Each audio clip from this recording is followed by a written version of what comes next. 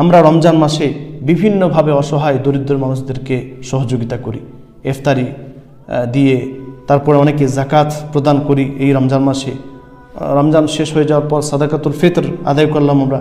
তো এই যে রমজান মাসে আমরা দরিদ্র মানুষদেরকে সহযোগিতা করলাম, এরকম নয় যে রমজান শেষ হয়ে গেল তো তাদেরকে ভুলে যাবেন।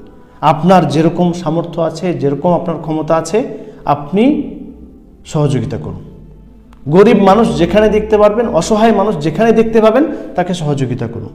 আপনার বাড়িতে কেউ যদি এসেছে, হাত পেতেছে, অসহায় মানুষ, তাকে আপনি দিন, যেটাই আছে আপনার কাছে। সালাফদের ঘটনাগুলি শুনেছেন তো, মাত্র একটা খেজুর আছে। কয়টা? একটা খেজুর, আর অন্য কিছু নেই। চেয়েছে, কোনো অসহায় মানুষ দিয়ে দিয়েছে।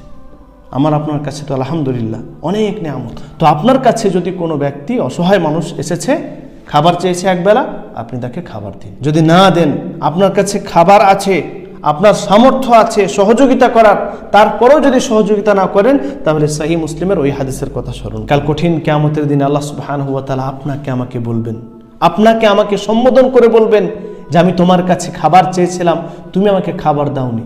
তখন মানুষেরা বলবে যে আপনি তো সৃষ্টি জগতের প্রভু, সৃষ্টি জগতের রব, আপনাকে আমরা কিভাবে খাবার দেব?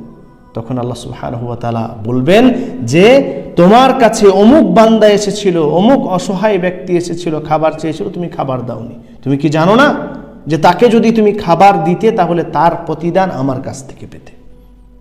তো আপনি যদি কোনো ব্যক্তিকে ঘুরিয়ে দিচ্ছেন, খাবার দিচ্ছেন না, তার মানে আপনি আল্লাহ তাআলাকে ঘুরিয়ে দিলেন। আল্লাহ তাআলা আপনার কাছে খাবার চাইলো, আপনি ঘুরিয়ে দিলেন।